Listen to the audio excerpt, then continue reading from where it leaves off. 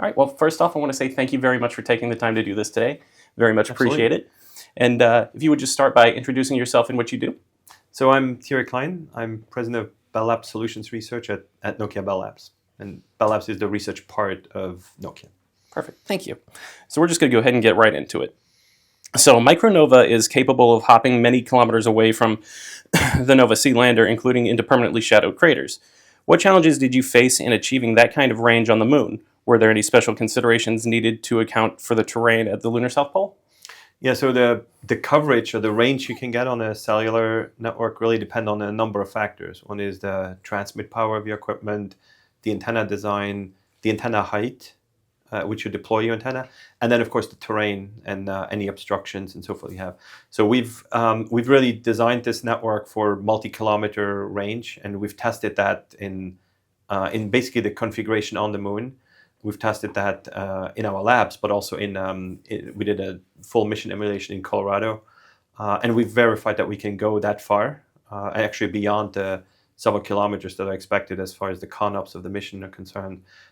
We believe we can transmit and connect the Micronova hopper even in non-line of sight conditions when it's in the crater, but that's something that will be verified and confirmed when it's actually on the moon. And we'll collect a lot of data. It's not just connecting the payloads, but also really collecting data on the performance of the network, and that will help us calibrate our simulation models against measurements so that we really know that the models reflect the reality that we've measured on the moon. Perfect. Thank you. So how did NASA and other stakeholder requirements drive capabilities like the range and data rates of the LSCS network?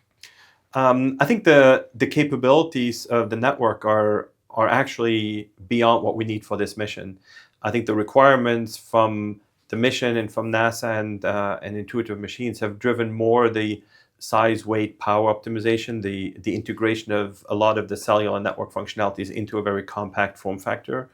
The mechanical stresses that the equipment will be subject to, temperature, radiation environment, as well as the fact that the network has to be completely autonomous. It's an uncrewed mission, so this network has to be self-deploying, self-configuring, self-healing. I think that's been more the driver. The inherent capacity of cellular technologies are beyond what we need for this mission. Perfect.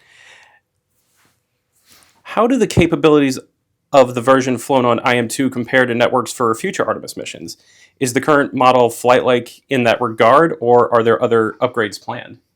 There are definitely upgrades planned. As you may know, we've also announced that we're working with Axiom Space to integrate cellular technologies into their AXEMU next generation spacesuits, and that will fly on the Artemis 3 mission. So we're evolving the capabilities. The main point for us on this mission is to demonstrate that we can take terrestrial cellular technologies and adapt those technologies to space requirements and space missions. As I mentioned, the first generation is a 4G network that is beyond the capabilities of what we need on this mission. So we have enough of the performance for this mission, but ultimately, as the missions become more complex, as we want to increase the data rates, we want to connect more devices over longer distances, we will upgrade this network to a 5G network in the near future. Thank you. Now, what use case for the Lunar Network Communication Systems network in a box are you most interested in? I think on the IM-2 mission, I'm particularly interested in high-resolution video, just getting real-time video feed from the rover or the hopper. Also particularly interested in enabling the science experiments that are on the rover or the hopper.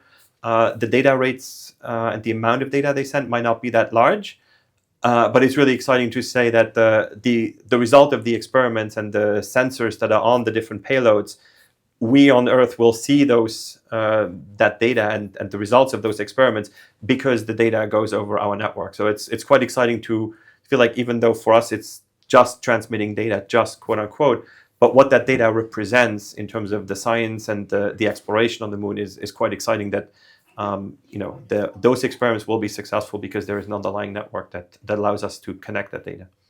Perfect. Are there any applications you've studied that you can share that were particularly unexpected or surprising? Not particularly surprising. I think for us it's just a lot of lessons learned. coming from the networking, communication, and the telecom industry, but just learning about the requirements, just even the mechanical stresses on the equipment at launch and landing. It was just a learning experience, and we needed to understand those requirements and then take them into account in the design. I think we'll get a lot of lessons learned from this mission. Expect that there will be some surprises, and we'll improve, we'll upgrade the equipment, and we'll learn. So lots of lessons learned for us, but nothing particularly surprising. It's just going through just even learning the vocabulary between the different industries, and then working together with partners. But it's been a fantastic collaboration with everybody at NASA and Intuitive Machines. What new science opportunities do you think could be enabled by the video capabilities of this network? Well, I think it's just seeing what's on the lunar surface, and allow the scientists on Earth to have their eyes on the lunar surface. The astronauts in an uncrewed mission, you need to get that data and analyze what's in the video, what might be of particular interest to the scientists, and they could then direct the robots. They could direct the science experiments in real time to maybe explore an area that they were not planning to, but based on the video, they discover something that looks interesting that they want to explore. And the same thing when we have astronauts. The astronauts might be going about their mission, and then the scientists might see something from their helmet-mounted cameras and saying, "Stop! Look at this rock over here, or explore that part over there," because we see something, and the scientists will have that science knowledge, and they might direct the astronauts, and then maybe helping the astronauts when they work on something. You have the subject matter experts on Earth that can be sort of remote eyes and ears for the astronauts, and help them augment their knowledge and their capabilities, because you have more experts on Earth. And so having more that real-time interaction, and the astronauts or robotic assets being augmented by people on Earth. And lastly, how does Nokia plan to ensure this communication standard can be implemented by other government and industry players on the moon? Well, I think the starting point for us is really this is based on standard technologies. It builds on what's called 3GPP, third generation public partnership technologies, and they're standards based, and the telecom industry is built on standards, and that is why your phone can ultimately connect to my phone, why you have smartphones from different manufacturers that can all talk to each other. Different service providers deploy networks, and we can all call each other globally.